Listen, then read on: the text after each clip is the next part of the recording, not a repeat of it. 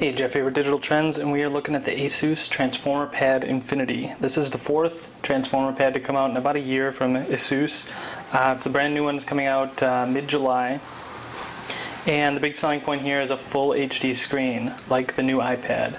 So this has a 1920 by 1200 screen, a little lower than the iPad actually.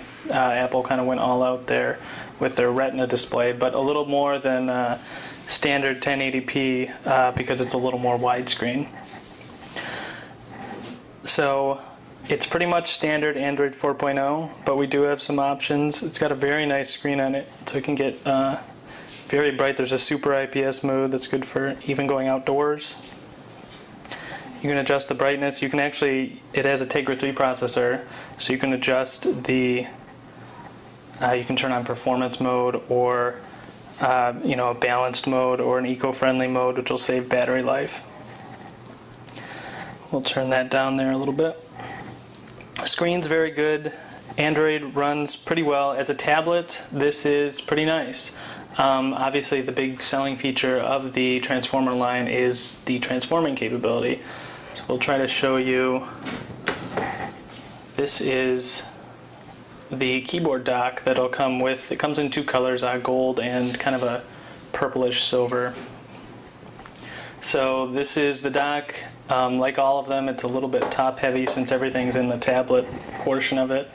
You can detach, of course, and the tablet is as good as ever. It's got a metal frame. GPS works in this one, unlike the Transformer Prime. And it's very thin, very light, exactly kind of what you'd expect in a $500 Android tablet. But it plugs into here. We've had some difficulty plugging it into the dock. It doesn't want to lock in all the way. So it takes a little bit of jostling. We've also had some trouble with the buttons here. There's the power button here and the volume here. Volume's in an odd spot because if you want to actually use it as a tablet,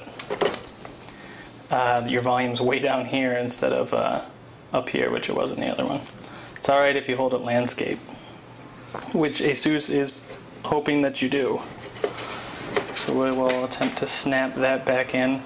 Battery life's been pretty good. We've gotten about 8.5 hours out of the tablet, 13 if you add in the docking station, which has its own battery. We've had a little bit of difficulty with the docking when we're typing. We hit the touchpad a lot, so if you're in an app or something like that, you'll get thrown out of place.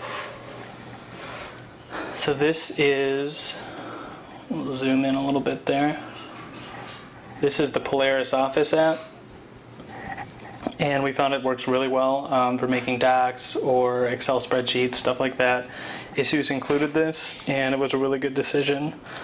There's some other good apps. There's a file manager, stuff like that.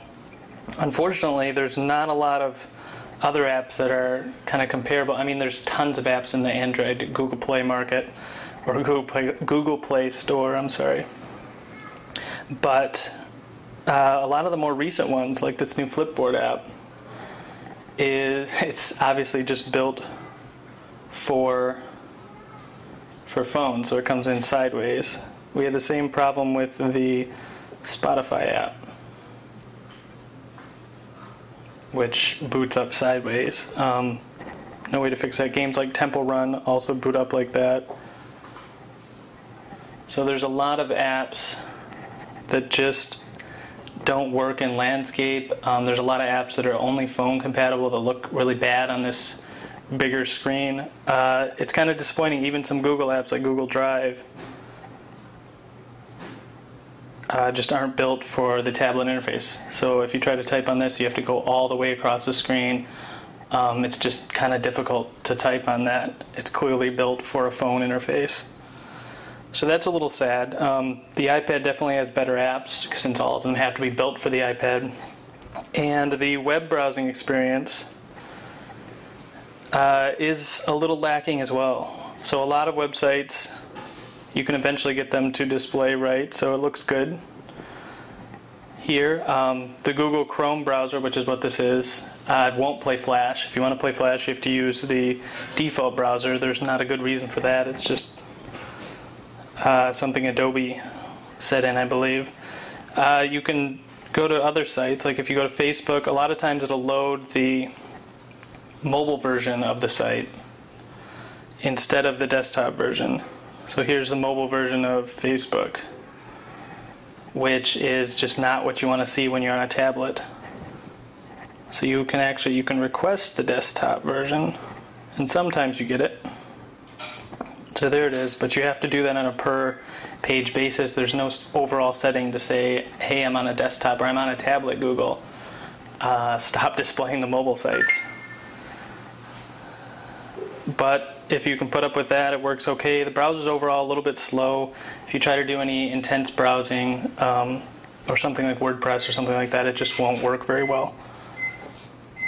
That works as that. But overall, I mean, if you have honest, tempered expectations, it costs $650 to get the tablet and the keyboard dock, which is almost as much as an Ultrabook or and I guess a low-end MacBook Air would be $1,000, but Ultrabook low-end laptops cost about that much. The iPad is $500. So Asus has got some stiff competition as far as price goes, and it's not entirely, the most capable device. So if you're expecting a tablet with an added keyboard and you're willing to pay $650 for it, this is great. But if you're expecting something that's quite as functional as a netbook, you might come away disappointed. This is the Asus Transformer Pad Infinity.